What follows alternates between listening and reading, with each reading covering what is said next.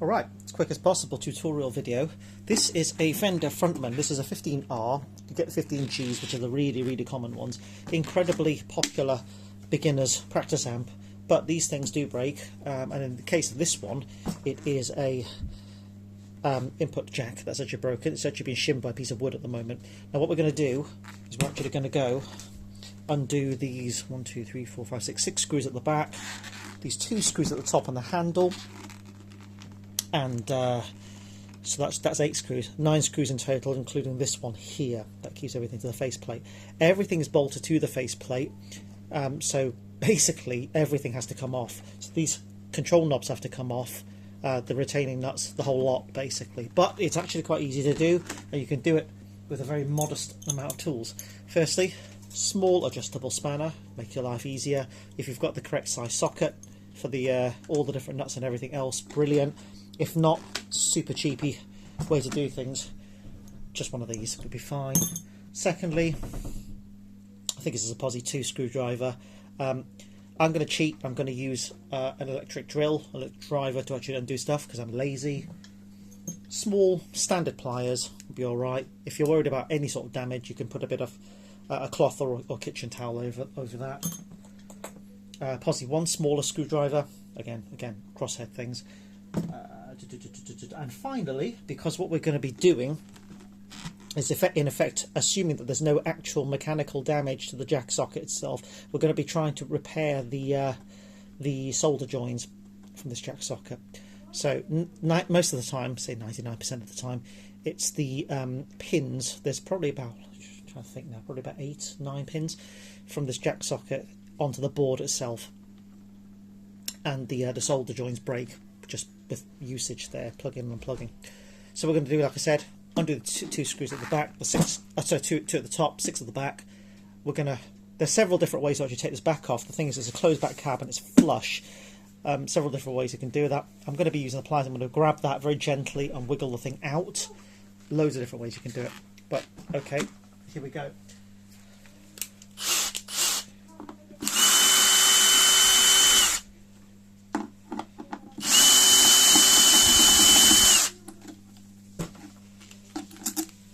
Other useful tip is have a small ice cream tub or something like that, just to make sure that all the screws stay in the correct place and don't roll off the bench or anything random like that. But so trying to do this using minimum amount of tools possible, just to show that you can, with very modest tools and outlay, you can actually repair these things.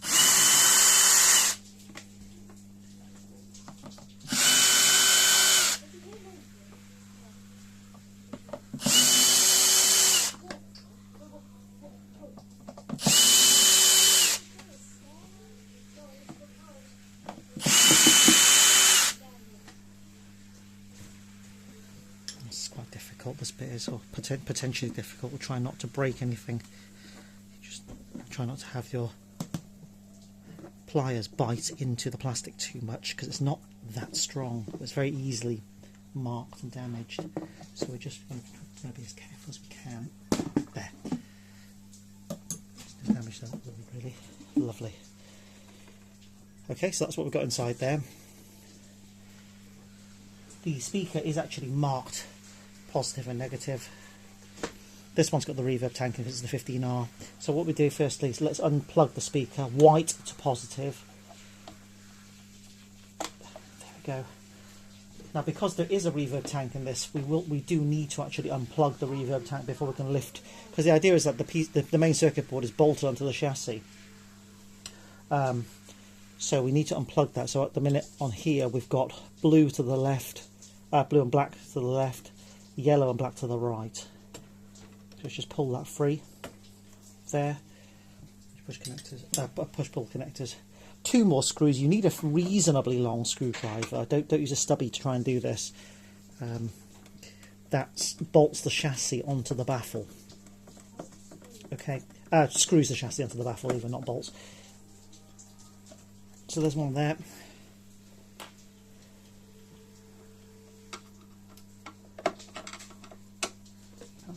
Here.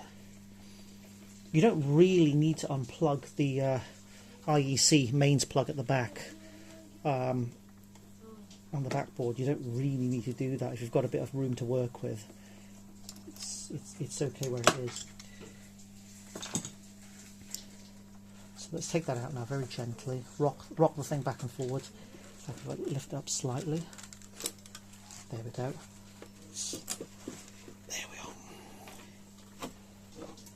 are. Mind how these wires tuck around the backboard screws into these battens. The whole thing is just chipboard anyway. So there you go. There's the whole unit. And what we're looking to do here is try and repair that there. Actually, I got it wrong. There's only four. There's a mono jack socket. There's only 4 pins underneath that. The headphone one has about 8 pins in there. So as I said, the harder part now, let's put this on like that, is to take the entire board out. Whilst we're here, it's worth having a quick look to see whether or not there's any damage to the board, any snapped stuff, anything that's leaking, anything that's sort of, you know, doesn't look right. This one seems okay. It's very, very clean. So what we do is we pull. If you've got strong fingers, you pull. You can use a pair of spoons or a spudgeon, I think they call them, the plastic lever things. Oop. Out of the way. Pull all that.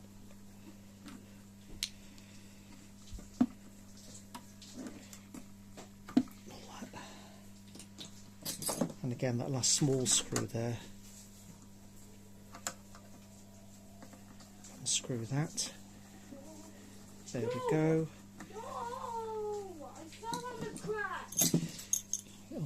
Unscrew the headphone and do the headphone nut. Sometimes there's a bit of resistance if somebody's taken it off and cross-threaded it back on or something like that. Normally you're okay.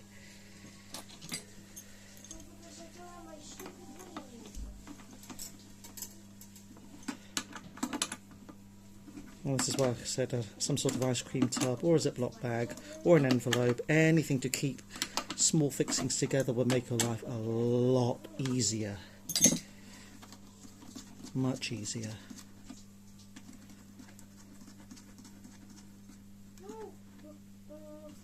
Let's open it up.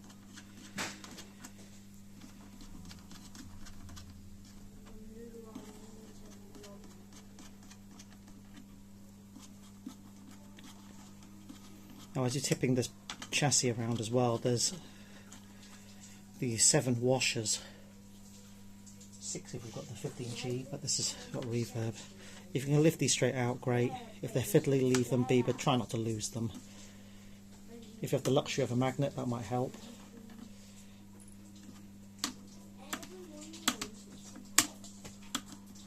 Yeah, I'm going to do that one afterwards. If they're stuck, you can leave them. That's not really a big issue.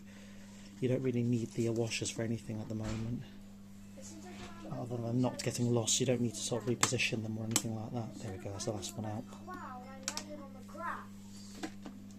Now, the chip amp on this thing runs off a chip amp, is bolted into a heat sink. Heat sink is bolted onto chassis. Just these 2 screws there. They're tapped, so there's no bolts or anything like that.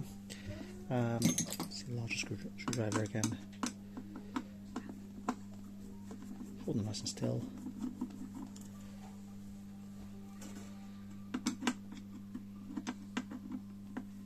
There we go. Right, so now, support the thing. Now you have the circuit board free. Well, as free as you can be. I mean, there is also the push plugs and stuff like that. You don't have to undo these either if you don't want to. We won't be unbolting the transformer. Because all you need to be able to do is get access to the underside of the board. That's really it. Now when we look at this board, thankfully you can always tell if there's been any damage to the potentiometers. Just give everything very, very gentle movement. Sometimes if it's taken really bad impact, they split across there, or the shaft breaks off or something like that. But we're not interested in that at the moment, thankfully, because they look all healthy. It's this that we want to be looking at. And what you've got with this one, let's see if we can move that around enough. In fact, there seems to have been quite a bit of a mechanical shock on this one. I was hoping there wasn't. Either way,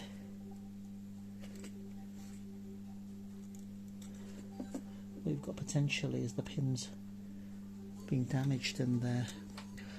Normally what you see is these bits here. Let's move a bit closer to the camera.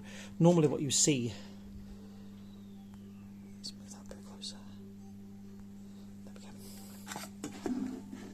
Normally what you see is quite predominantly, you can tell if there's been damage there because the pins actually break free from the solder. You can see it quite easily. On this, not so much. In severe cases, the actual tracks rip free from the board.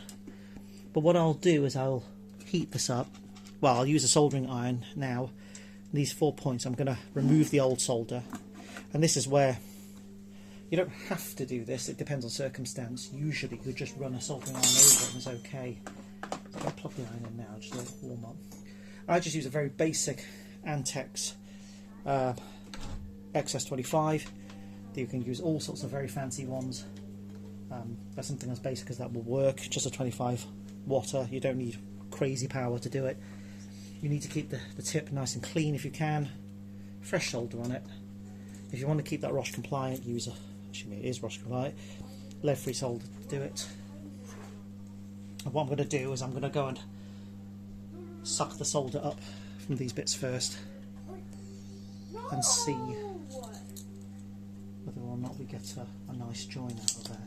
We can observe the joins and then redo the joins to get nice joins out there. Sorry. The actual housing of that feels a little bit loose. That doesn't really inspire much confidence at the minute. The headphone one's pretty solid. There's no real play on the headphone one, whereas this one you can actually see it wobbling slightly. I can't see if any of the plastic's broken. It doesn't look broken.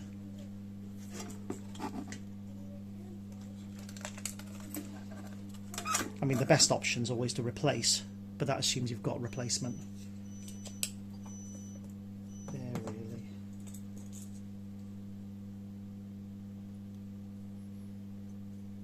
So a few minutes for the iron to warm up.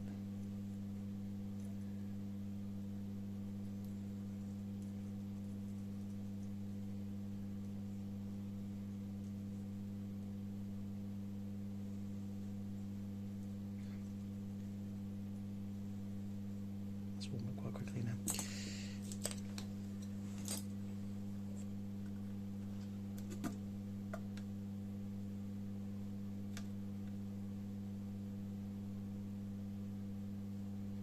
Just hold that still for a sec.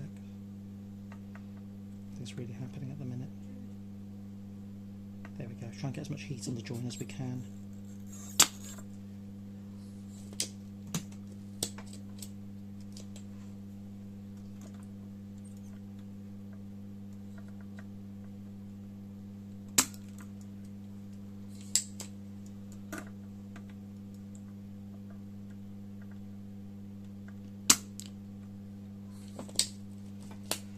In most circumstances, you don't actually need to take off the old solder. You can just reflow the old solder if it's just straightforward breaks. You can get away with it. Best practice, like I say, is just to renew stuff. In an ideal world, you renew the jack, socket, and the solder, and you'd really hope that there's no damage to the board, because a lot of these tracks are basically tin foil.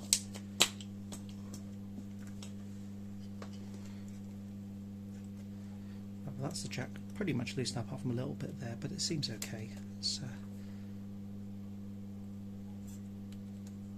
see if we can get everything as flush as we can. I'm holding down on the socket with my thumb whilst touching up, just tacking slight amount of solder on there. Now what we'll do is we'll reflow the solder, well, renew the solder, sorry. Apply heat to the join.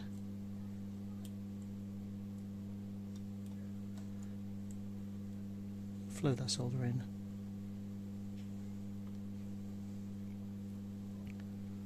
Don't be tempted to blow on it or anything like that. There.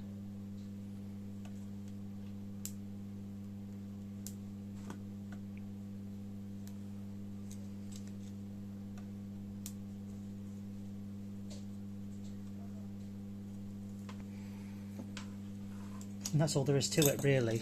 If you're doing this sort of work, let me just unplug the iron.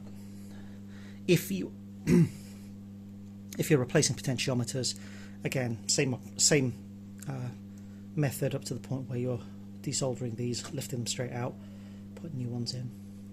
So, as I say, you know, refitting's the reversal, removal, whatever the term is.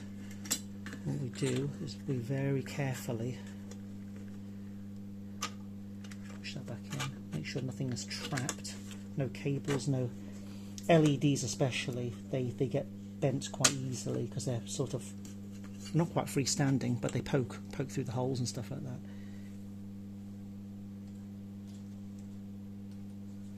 Now, just to actually keep everything in place for a moment whilst I'm doing up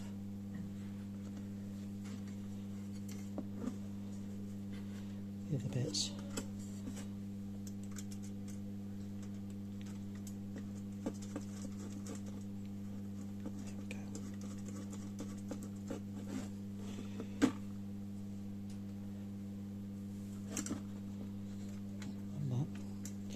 Now, one of the things I tend to do is I tend to test by powering on and plugging in the bare minimum first before reassembling everything.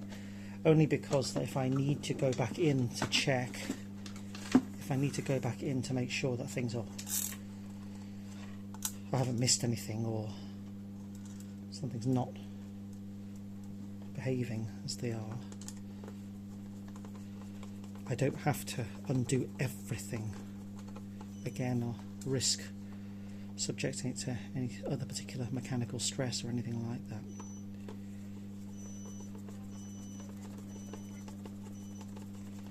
So what we'll do for now, this particular amp, like I said, came to me without a mounting nut, otherwise I'd put a mounting nut on there. In fact, because I'll be testing the input jack socket, what I'll do is I'll grab the remaining mounting nut from the headphones and see, no it's not the right size. Is it the right size? Oh yeah, it is. Oh good. It's going a bit too easily then. Just lift that up very gently. Be careful not to put undue strain on the connections. Now I'm going to have to go back to killing enemies again just to get money. Just flip this around. So that's the orientation, it goes back in.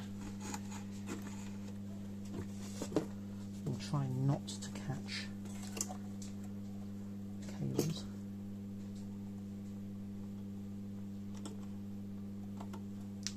Can't remember if that's the right way around now. Not the end of the world if not. In fact, whilst we're doing this, is a very good time to remind ourselves to make sure that our soldering iron is well out of the way. Otherwise, you can end up with some very, very burnt boards, melted plastics, and that sort of good stuff by accident. Alright, there we go. And recall again that the white was the positive.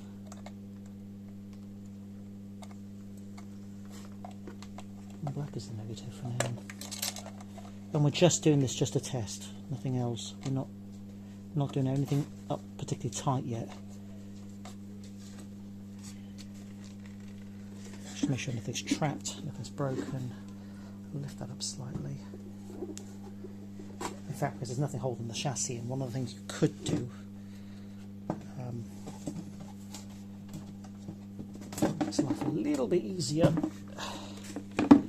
is actually, oops, it's fallen out of place. Let's push this back in. There we go. Is actually to refit the handle.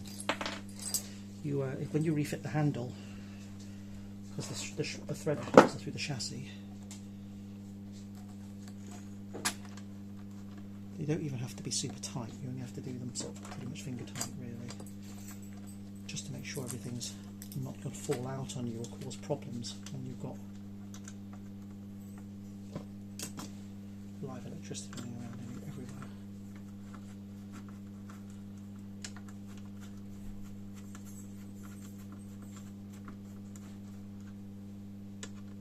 Plus the two machine screws that hold the handles, hold the handle in, are nice and easy to undo if you do need to undo it, and there's no real risk of causing any damage as a result of that.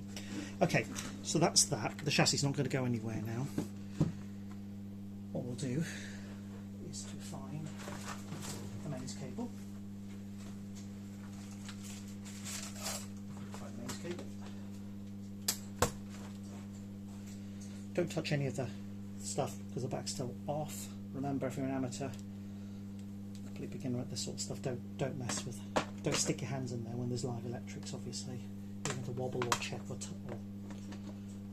try and disturb stuff. Just don't do it. So that's plugged in now. Let's grab a guitar. Let's grab a cable.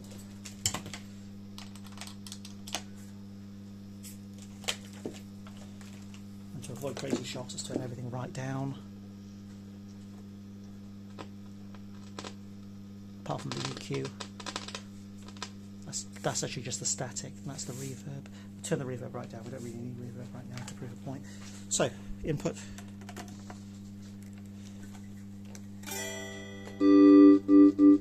Perfect, there we go.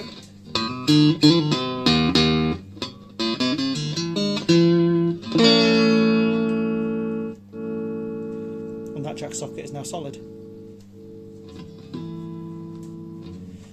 As for the rest of it, again, don't need the rest of the video to show you that. Just don't forget to put the 2 screws back in that bolts the chassis into the front baffle as well. Make sure that the push connectors are all the way in properly. Oh, in fact, no, first things first, unplug the amp. Do not accidentally catch your finger on any of the live mains leads.